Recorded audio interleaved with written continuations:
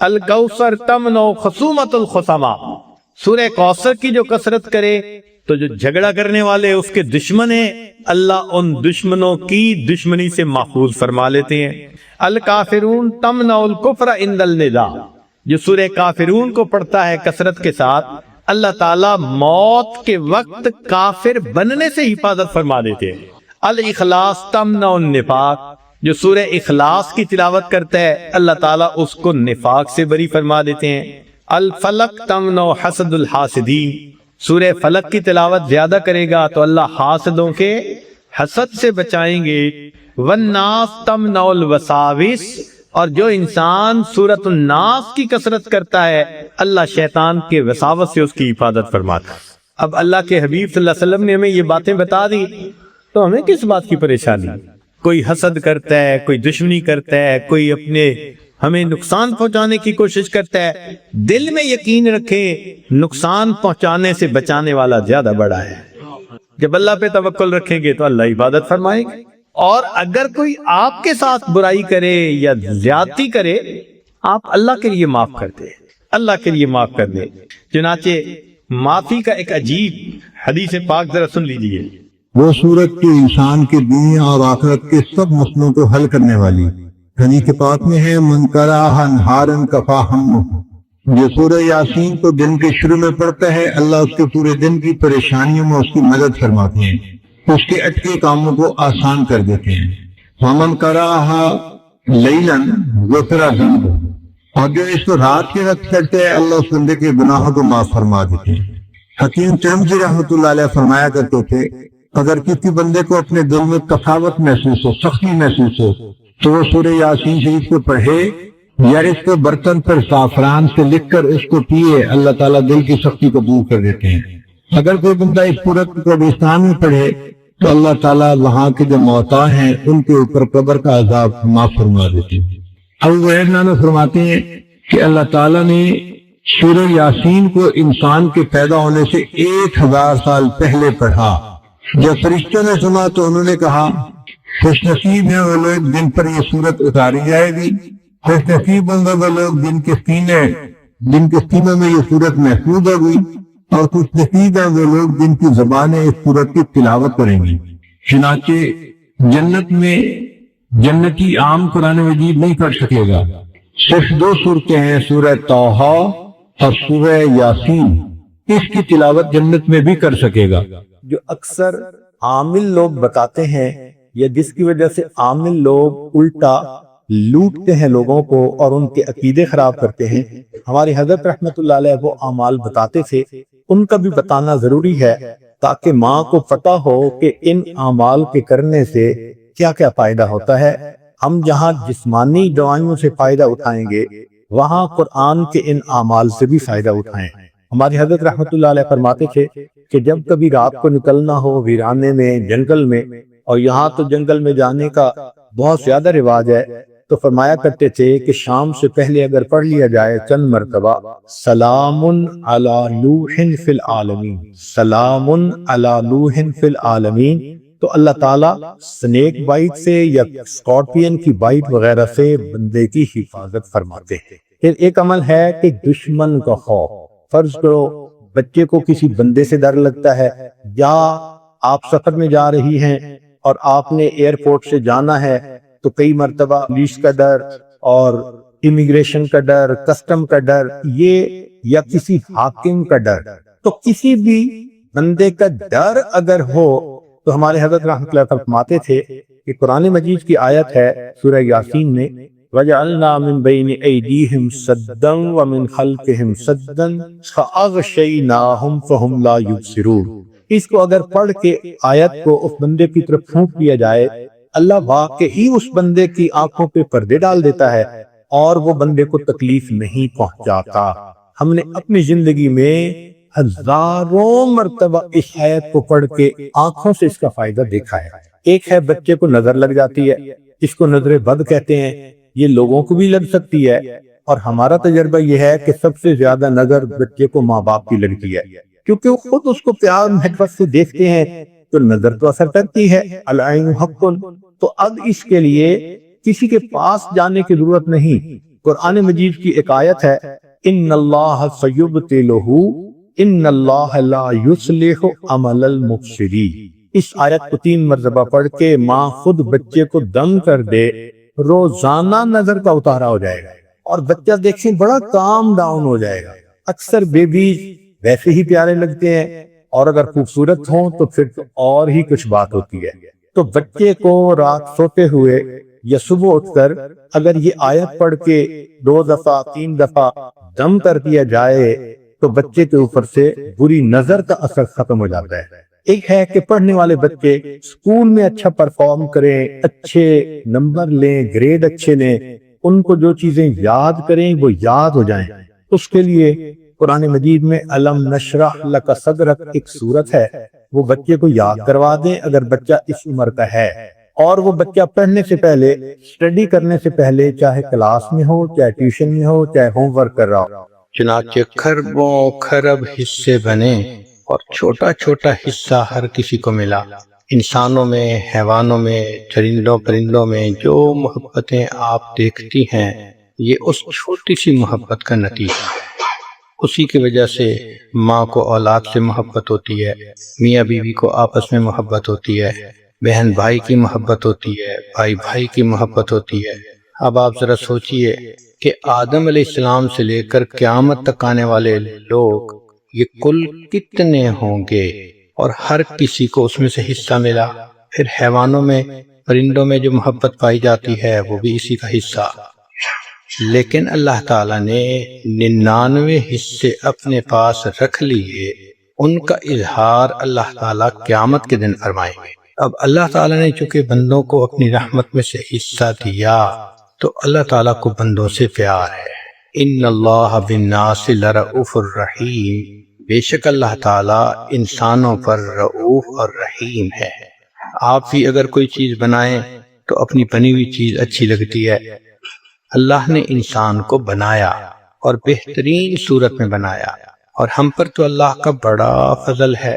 آپ غور کریں کہ جس وقت ہماری ولادت ہوئی عین اسی لمحے جانوروں کے ہاں بھی بچے پیدا ہوئے، کہیں گدھے کے ہاں، کہیں گھوڑے کے ہاں۔ اللہ رب العزت نے ہمیں انسان کے ہاں پیدا فرمایا، یہ اللہ کا ہم پر کتنا بڑا فضل اور احسان ہے۔ پھر دوسرا انعام دیکھیے کہ جس لمحے ہماری ولادت ہوئی عین اسی وقت کتنے بچے اس دنیا میں تھے جو کافرہ ماں کی گود میں پیدا ہوئے۔ ہمیں اللہ تعالیٰ نے ایمان والی ماں عطا فرمائی۔ یہ اللہ رب العزت کا ہم پر کتنا بڑا کرم اور احسان ہے۔ پھر اللہ رب العزت نے ہمیں اپنے پیارے حبیب صلی اللہ علیہ وسلم کی امت میں سے پیدا کیا۔ یہ وہ نعمت ہے جس کو حاصل کرنے کے لیے پہلے انبیاء دعائیں مانگتے تھے۔ حضرت موسیٰ علیہ السلام نے دعائیں مانگی، اللہ تعالیٰ نے حضرت عیسیٰ علیہ السلام کی دعا کو قبول کر لیا اور ان کو زندہ آسمانوں پر اٹھا لیا۔ قرب قیامت میں وہ واپس دنیا میں تشریف لائیں گے اور نبی علیہ السلام کی شریعت کے مطابق زندگی گزاریں گے۔ تو جس نعمت کو انبیاء مانگتے رہے اللہ نے بن مانگے وہ نعمت عطا فرما دی۔ تو سوچئے اللہ تعالیٰ کے ہم پر کس قدر احسانات ہیں۔ یہ سب کس لیے؟ اے میرے بندے تو مجھے بہت پیارا لگتا ہے۔ اللہ تعالیٰ نے انسان کو بہترین صورت میں پیدا فرمایا۔ مشہور واقعہ ہے کہ ایک حاکم وقت اپنی بیوی کے ساتھ ذرا اچھے موڈ میں تھا، اس کے حسن و جمال کی بڑی تعریفیں کر رہا تھا کہ تم ایسی ہو، اتنی خوبصورت ہو، اتنی خوبصورت ہو۔ بات کرتے کرتے وہ یہ کہہ گیا کہ اللہ کی قسم تم چاند سے بھی زیادہ خوبصورت۔ علم کا زمانہ تھا، بیوی نے کہا کہ جناب آپ نے جو قسم اٹھائی وہ غلط ہے۔ اس نے کہا میں نے ٹھیک اٹھائی، چلو علماء سے پوچھیں۔ اب علماء کی طرف رجوع کیا گیا تو وہ جواب دیں کہ ہم تو فیصلہ نہیں کر سکتے کہ اس کی بیوی چاند سے زیادہ خوبصورت ہے یا نہیں، حتیٰ کہ یہ بات ٹاک آف دی ٹاؤن بن گئی۔ کسی نے امام شافعی رحمۃ اللہ علیہ کو یہ بات بتائی، انہوں نے فرمایا کہ اس کا جواب میں دے سکتا ہوں۔ چنانچہ جب ان سے پوچھا گیا تو انہوں نے فرمایا کہ تم نے ٹھیک قسم اٹھائی، تمہاری بیوی چاند سے بھی زیادہ خوبصورت ہے۔ تو کسی نے پوچھا کہ آپ ایک عورت کے بارے میں کیسے کہہ سکتے ہیں جس کو آپ نے دیکھا ہی نہیں؟ تو امام شافعی رحمۃ اللہ علیہ نے جواب دیا کہ اللہ رب العزت نے قرآن مجید میں فرمایا لقد خلقنا الانسان فی احسن تقویم، اے انسان تمہیں ہم نے بہترین صورت میں پیدا کیا، لہذا قسم اٹھا کے کہا جا سکتا ہے کہ انسان چاند سے بھی زیادہ خوبصورت ہے۔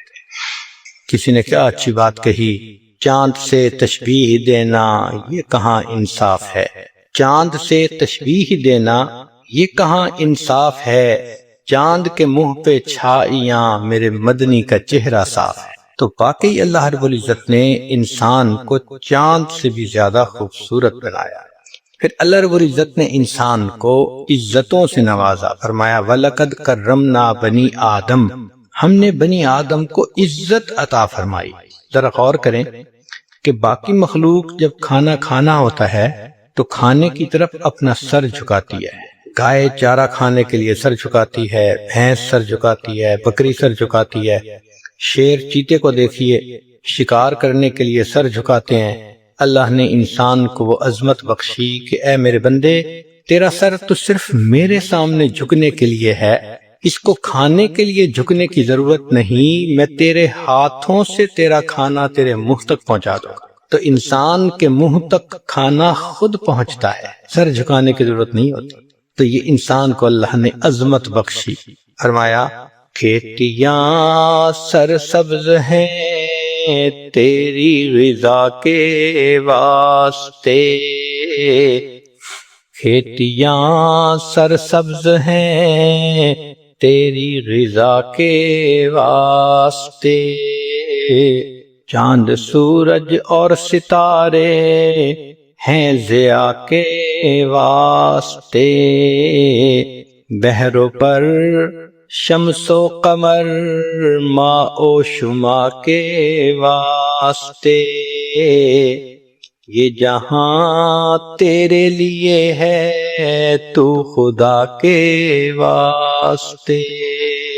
تو سارا جہان انسان کے لیے اور انسان اپنے رب رحمان کے لیے ہے۔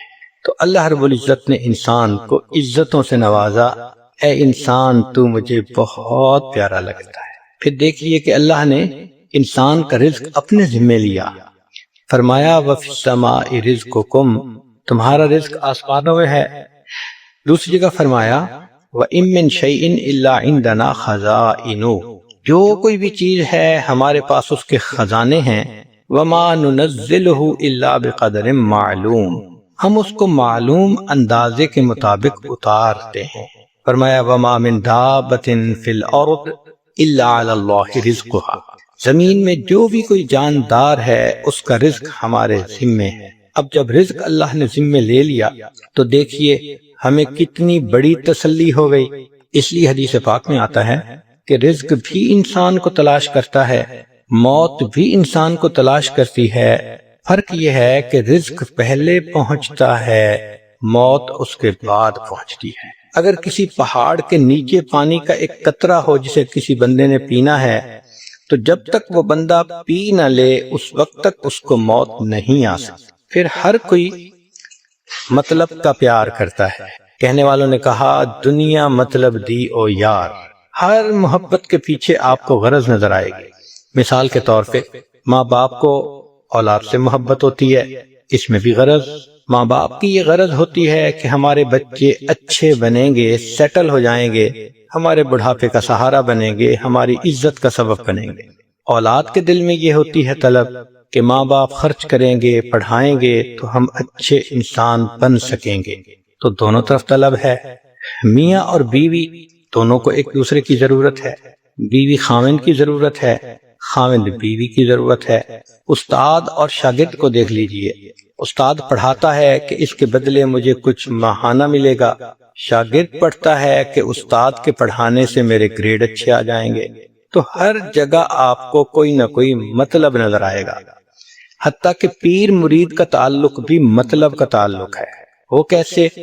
مرید کا مطلب یہ ہوتا ہے کہ میری تربیت ہو، میں اچھا انسان بن سکوں، اور شیخ کی یہ نیت ہوتی ہے کہ اگر یہ اچھا انسان بن گیا اللہ مجھ سے راضی ہو جائے۔ تو مطلب تو ہے، چاہے دنیا کا ہو چاہے دین کا ہو۔ تو ہر محبت کے پیچھے آپ کو کوئی مطلب نظر آئے گا۔ کائنات میں ایک محبت ایسی ہے جس کے پیچھے کوئی مطلب نہیں، کوئی غرض نہیں، وہ بے غرض محبت ہے، اور وہ محبت اللہ کو اپنے بندوں کے ساتھ ہے۔ ساری دنیا کے لوگ صدیق اکبر رضی اللہ تعالیٰ عنہ جیسے بن جائیں، اللہ کی شان میں کوئی اضافہ نہیں ہوتا۔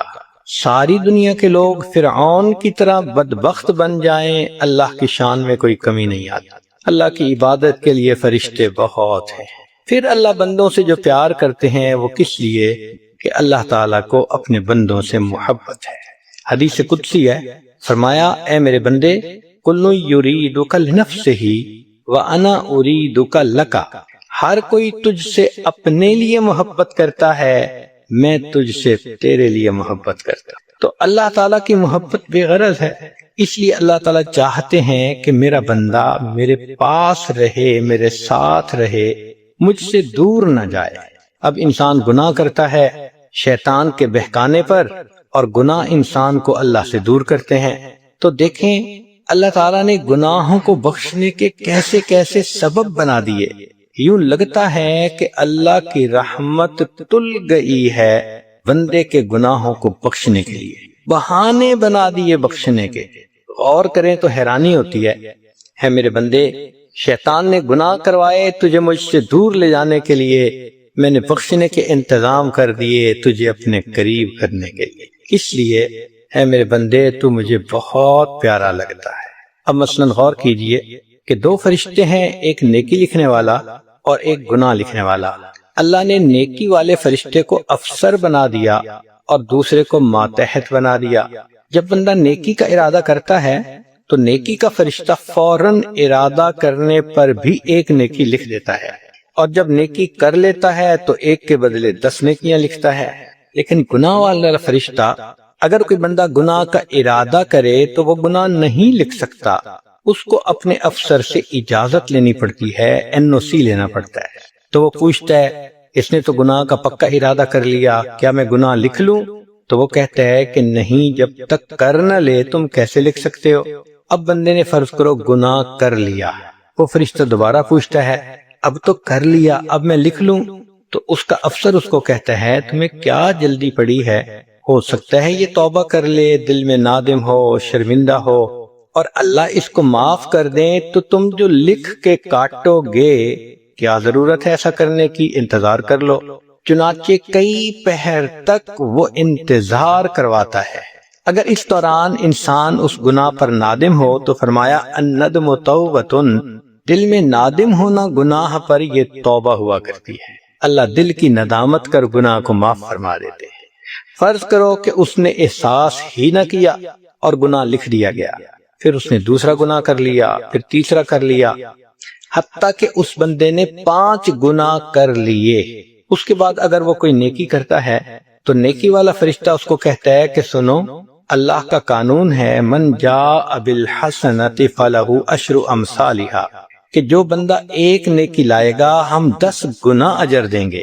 ایک نیکی اس نے کی اور میں نے اس کے بدلے 10 نیکیاں لکھنی ہیں، میں 10 نیکیاں نہیں لکھتا، تم 5 گنا مٹا دو اور باقی 5 نیکیاں اس کی میں انٹری کر دیتا ہوں۔ اللہ اکبر کبیرہ، اللہ کی رحمت کا معاملہ دیکھیے، 5 گناہ مٹا دیے جاتے ہیں اور بقیہ 5 نیکیاں لکھ دی جاتی ہیں۔ کیوں؟ اے میرے بندے تو مجھے بہت پیارا لگتا ہے۔ اب فرض کرو کہ اس بندے نے خود نیکیاں بھی نہیں کی، مگر اللہ تعالیٰ تو چاہتے ہیں نا کہ میں اس کے گناہوں کو معاف کروں۔ تو حدیث پاک میں ہے کہ اللہ نے باقی جانداروں کو ذمہ لگا دیا کہ تم انسانوں کے لیے دعا کرو۔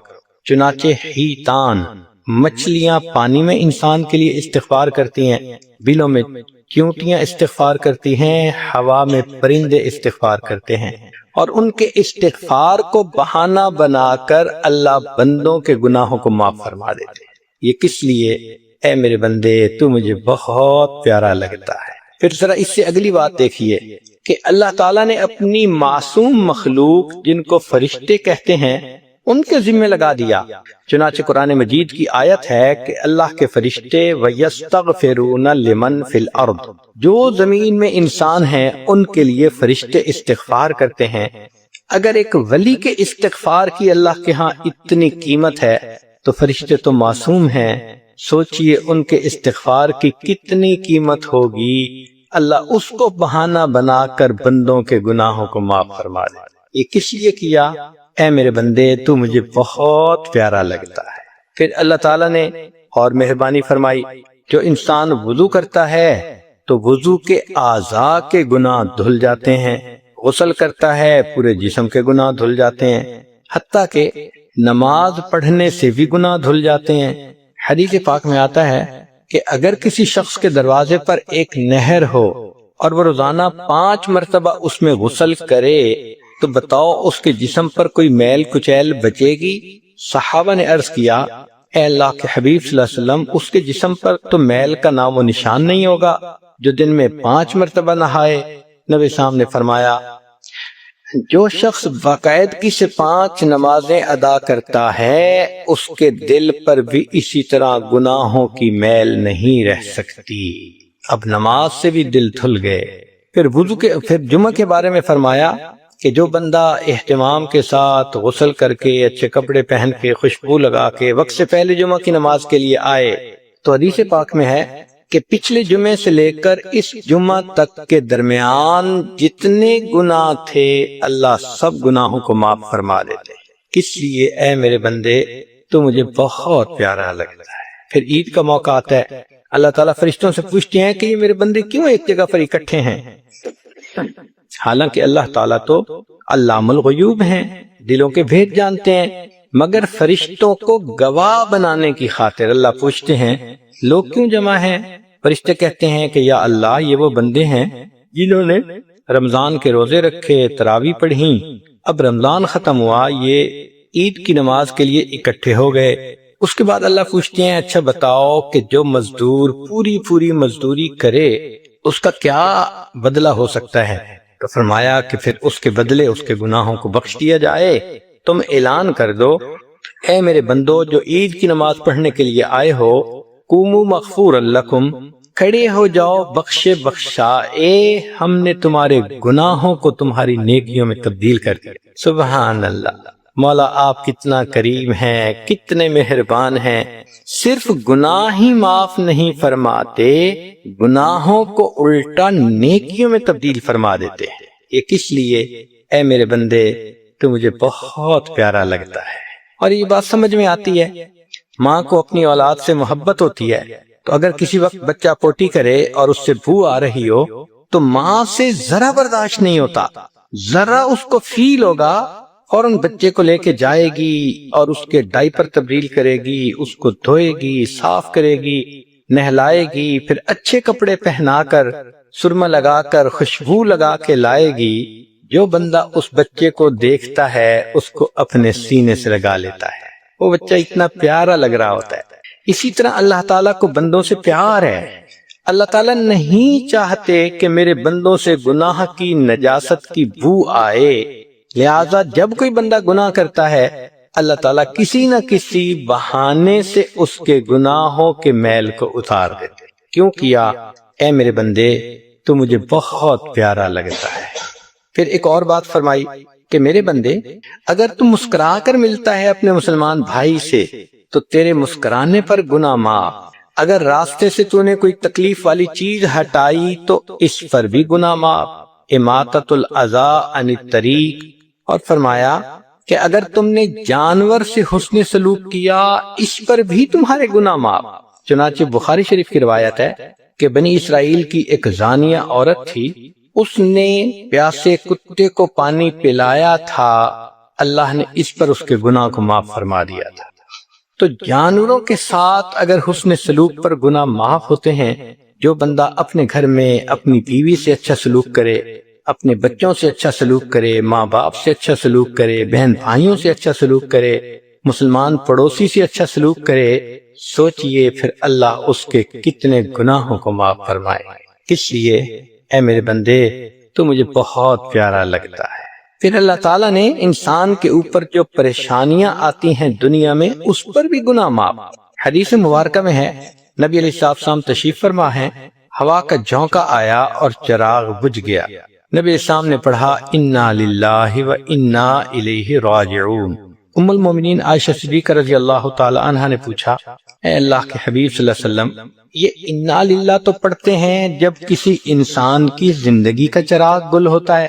نبی اسلام نے فرمایا عائشہ، کسی کے فوت ہونے پر پڑھیں تو بھی اجر ملتا ہے، اور اگر تیل کا چراغ بجھ گیا اس پر بھی پڑھیں اس پر بھی مومن کو اجر ملتا ہے۔ اب سوچنے کی بات ہے کہ چراغ کا بجھ جانا چھوٹی سی چیز نظر آتی ہے، اللہ اس پر بھی بندے کو اجر عطا فرماتے ہیں۔ پھر فرمایا کہ اگر اس دنیا میں بندے کو کوئی تکلیف پہنچتی ہے، بیماری آتی ہے، اس سے بھی گناہ معاف۔ حتیٰ کہ حدیث پاک کا مفہوم ہے کہ جب کوئی بندہ بیمار ہوتا ہے، اللہ تعالیٰ فرشتوں کو فرماتے ہیں کہ دیکھو میرا یہ بندہ یہ صحت کے عالم میں یہ عبادتیں کرتا تھا، اب بیمار ہو گیا نہیں کر سکے گا، مگر تم ان کا حساب اسی طرح لکھتے رہنا جو صحت میں کرتا تھا، بیماری میں اس کا ثواب تم کنٹینیو کرنا، اس کو چھوڑنا نہیں۔ اور میرے فرشتوں تکلیف کی وجہ سے میرا یہ بندہ کراہے گا، مگر کراہنے پر تم نے سبحان اللہ الحمدللہ پڑھنے کا اجر لکھنا ہے، اور میرا یہ بندہ تکلیف میں اپنی کروٹ بدلے گا، تم نے کروٹوں کے بدلنے پر رکوع اور سجدے کا ثواب لکھنا ہے۔ چنانچہ وہ بندہ بیماری سے اس طرح پاک ہوتا ہے کہ گناہوں سے ایسے پاک ہو جاتا ہے جیسے اس دن پاک تھا جب اس کی ماں نے اس کو جنم دیا تھا۔ سبحان اللہ، سبحان اللہ۔ یہ اللہ نے سب بہانے بنا دیے، سبب بنا دیے کہ میرے بندے کے دل پر گناہوں کی میل نہ رہے، نجاست نہ رہے، میں اپنے بندے کے گناہوں کو معاف کرنا پسند فرماتا۔ پھر حدیث پاک میں آتا ہے کہ اگر کسی بندے کی عمر 90 سال ہو جائے تو اللہ تعالیٰ فرماتے ہیں کہ اے میرے بندے، کلمہ پڑھتے پڑھتے اب تیری عمر 90 سال کی ہو گئی، تیرے سب گناہ میں نے معاف کر دیے، تجھ سے حساب لیتے مجھے حیات۔ اور اے میرے بندے، تو زمین میں میرا قیدی ہے، اسیر اللہ فی الارض۔ زمین میں قیدی سے کیا مراد؟ کہ بس قید سے بندہ چھوٹتا ہے، سیدھا اپنے گھر آتا ہے۔ تم اس دنیا کی قید سے چھوٹو گے، سیدھا اپنے گھر جنت میں پہنچ جاؤ۔ اور ساتھ یہ بھی کہا جاتا ہے کہ اے میرے بندے، تو بوڑھا ہو گیا، تیرے بچے بھی ہیں، تیرے نواسے بھی ہیں، پوتے بھی ہیں، سب تجھ سے محبت کرتے ہیں، لہذا ہم تیرے اہل خانہ کے بارے میں تیری شفاعت کو بھی قبول فرمائیں۔ اللہ اکبر کبیرہ۔ یہ کیوں ایسا ہوا؟ اس لیے کہ اللہ تعالیٰ فرماتے ہیں اے میرے بندے تو مجھے بہت پیارا لگا۔ پھر اللہ رب العزت نے انسان کو دھونے کے لیے رمضان المبارک کا مہینہ بنایا۔ حدیث پاک میں ہے الصوم لی وانا اجزی بہ، روزہ میرے لیے ہے اور روزے کا بدلہ بھی میرے ذمے ہے۔ محدثین نے لکھا کہ اللہ تعالیٰ نے روزے کا بدلہ اپنے ذمے کیوں لے لیا؟ اس لیے اے میرے بندے، تجھ سے قیامت کے دن دوسرے مطالبہ کریں گے انسان کہ تو نے ان کو تکلیف پہنچائی، ان کے حقوق میں کوتاہی کی، عمل تیرے تھوڑے ہوں گے، مانگنے والے زیادہ ہوں گے، تو ان کو پے آف نہیں کر سکے گا، لیکن میں تیرے اجر کو اپنے ذمے لیتا ہوں، میں تجھے اتنا اجر دوں گا، تیرے سب بندوں کے حقوق کو پے آف کروا کے تجھے جنت پہنچا دوں گا۔ یہ اللہ کی رحمت سے کیسے انسان توقع کر سکتا ہے کہ عمل کی پیمنٹ اللہ کرے اور پھر وہ اتنی تھوڑی ہو کہ انسان دوسروں کو پیمنٹ ہی نہ کر سکے؟ اللہ اکبر۔ اللہ نے فرمایا میرے بندے، میں نے یہ کام اپنے ذمے لے لیا، میرے لیے تو نے روزہ رکھا، دیکھ میں تیرے گناہوں کو بخشوا کر تجھے کس طرح جنت پہنچاتا۔ اس لیے فرمایا من صام رمضان ایمانا و احتسابا غفر له ما تقدم من ذنبہ، جس نے رمضان کے روزے ایمان اور احتساب کے ساتھ رکھے اللہ تعالیٰ اس کے پچھلے سب گناہوں کو معاف فرما دیتے ہیں۔ حضرت علی رضی اللہ عنہ فرمایا کرتے تھے اگر اللہ رب العزت نے اس امت کو عذاب دینا ہوتا تو اللہ تعالیٰ اسے رمضان کا مہینہ عطا نہ فرماتے۔ رمضان کا مہینہ دینے کا مطلب یہی کہ اللہ اس امت کو معاف کرنا چاہتے۔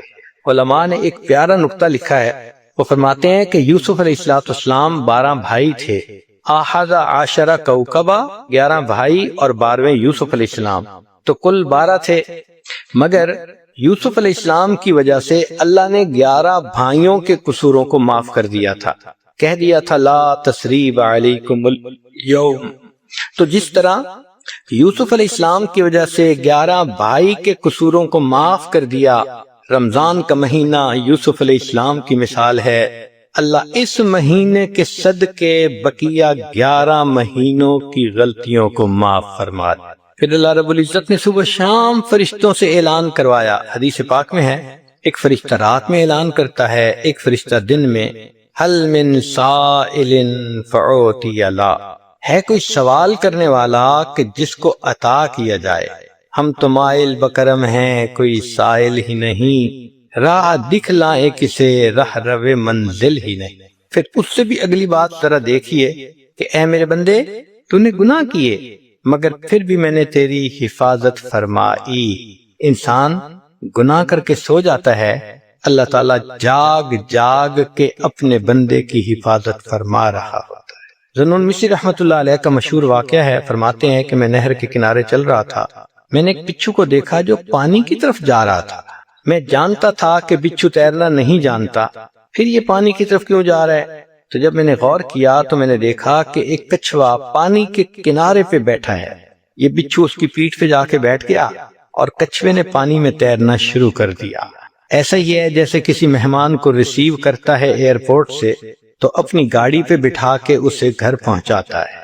ایسے ہی لگ رہا تھا کہ کچھوے نے اس مہمان کو ریسیو کیا، اپنی پیٹھ پہ بچھا کے اب اس نے پانی میں تیرنا شروع کر دیا۔ ذو مصری رحمۃ اللہ علیہ فرماتے ہیں کہ میں بھی پیچھے پیچھے، وہ کچھوا دوسرے کنارے پر پہنچا تو وہ بچھو اس کی پیٹھ سے اتر گیا اور اس نے ایک طرف کو بھاگنا شروع کر دیا، میں بھی اس کے پیچھے۔ تھوڑی دیر بعد میں نے دیکھا کہ سامنے ایک درخت تھا اور درخت کے نیچے کوئی بندہ سویا ہوا نظر آ رہا تھا، بچھو ادھر کو جا رہا تھا۔ میں نے دل میں سوچا کہ ایک لکڑی اٹھا لیتا ہوں، اگر بچھو اس کے قریب جائے گا تو میں بچھو کو ماروں گا۔ اتنے میں نے دیکھا کہ ایک طرف سے ایک کوبرا سانپ ہے، وہ اسی بندے کی طرف جا رہا ہے جس طرف بچھو جا رہا تھا۔ جب وہ سانپ بچھو کے قریب سے گزرنے لگا تو بچھو اس کے ساتھ چمٹ گیا اور بچھو نے اس کے ڈنک لگایا۔ یہ بچھو اتنا زہریلا تھا کہ سانپ وہیں پر لوٹ لوٹ کے مر گیا۔ پھر بچھو واپس، میں نے دیکھا کہ کچھوا کھڑا تھا، یہ بچھو اس کی پیٹھ پر بیٹھا اور کچھوے نے پھر اسے پہلے کنارے تک پہنچا دیا۔ میں نے دل میں سوچا کہ لگتا ہے کہ یہ درخت کے نیچے سونے والا کوئی بڑا ولایت کبریٰ کے مقام کا ولی ہوگا جس کو اللہ نے سانپ سے بچانا تھا۔ نہر کے دوسرے کنارے سے بچھو کو بھیجنے کا بندوبست کر دیا اور بچھو نے سانپ کو مار دیا۔ میں لوٹ کے واپس آیا کہ میں اس ولی سے دعا کرواتا ہوں۔ جب قریب آ کے دیکھا تو میں نے دیکھا کہ وہ نوجوان تھا اور اس کے منہ سے شراب کی بو آ رہی تھی۔ میں نے اس کو جگایا اور میں نے اس کو کہا کہ دیکھ، تو شراب پی کے میٹھی نیند سو گیا، تیرا پروردگار جاگ جاگ کے تیری حفاظت کرتا رہا۔ جب اس نوجوان نے سانپ کو مرے دیکھا تو اس کی آنکھوں سے آنسو آ گئے، کہنے لگے اللہ آپ کتنے کریم ہیں، میں کبیرہ گناہ کا مرتکب ہو کے میٹھی نیند سو گیا، تو پروردگار جاگ جاگ کے میری حفاظت فرماتا رہا۔ اس نے کہا کہ میں آج کے بعد اپنے اللہ کی کبھی بھی نافرمانی نہیں کروں گا۔ اسی لیے انسان اللہ کے در سے دور بھاگتا ہے۔ شان بے نیازی کا تعلق تو یہی تھا کہ اگر کوئی اللہ کے در سے پیٹھ پھیر کے جاتا، اللہ پیچھے سے اس کی پیٹھ میں ایک لات لگوا دیتے اور یہ بھی کہہ دیتے کہ او بدبخت، میرے دروازے سے پیٹھ پھیر کے جا رہا ہے، اب میں دروازہ ہمیشہ کے لیے بند کر رہا ہوں۔ مگر اللہ تعالیٰ ایسا تو نہیں کرتے، جو پیٹھ پھیر کے جاتا ہے اللہ اس کو بلاتے ہیں، یا ایھا الانسان ما غرک بربک الکریم، اے انسان تجھے تیرے کریم پروردگار سے کس چیز نے دھوکے میں ڈال دیا۔ جیسے چھوٹا بچہ ماں سے روٹھ جاتا ہے تو ماں سمجھاتی ہے بیٹا ماما سے نہیں روٹھا کرتے۔ اس آیت مبارکہ میں اللہ تعالیٰ اپنے بندے کو سمجھا رہے ہیں، او میرے گنہگار بندے، میرے دروازے سے پیٹھ پھیر کے کیوں جاتے ہو، میں تو ابھی بھی تمہاری انتظار میں۔ کوئی ماں اپنے بچھڑے بیٹے کا اتنا انتظار نہیں کرتی جتنا پروردگار اپنے بگڑے ہوئے بندے کا انتظار فرماتے ہیں۔ اور جب وہ بندہ کبھی اللہ کے در کی طرف متوجہ ہو جائے، اللہ تعالیٰ اس بندے سے اس کو تانا نہیں دیتے کہ اب بڑھاپے میں تجھے میرا گھر یاد آیا، تیری جوانی کہاں گئی، تیرا حسن و جمال کہاں گیا، تیرا مال و منال کہاں گیا، جب تو جوان تھی تجھے صرف دوپٹہ لینا اچھا نہیں لگتا تھا، اب بوڑھی ہو گئی، تیرے منہ میں دانت نہیں، پیٹ میں آنت نہیں، اب تو دیکھتی بھی ہے تو نظر کمزور ہو گئی، اب تیرے پلے کیا رہا جو میری بندی تو اب میرے گھر کی طرف آئی ہے۔ اللہ تعالیٰ کوئی تانا نہیں دیتے، بس اتنا کہتے ہیں کہ تو ہانپتی ہوئی کانپتی ہوئی میرے گھر کی طرف آ رہی ہے، میں پروردگار اتنا مہربان ہوں، تو ایک بالش آئے گی میری رحمت 2 بالش تیری طرف پہنچے گی۔ فَإِنْ أَتَانِي يَمْشِي أَتَيْتُهُ ہَرْوَلًا، ہے میری بندی تو چل کے میرے گھر کی طرف آئے گی، میری رحمت دوڑ کے تیری طرف جائے۔ اللہ تعالیٰ بندے کی توبہ کو قبول فرما لے۔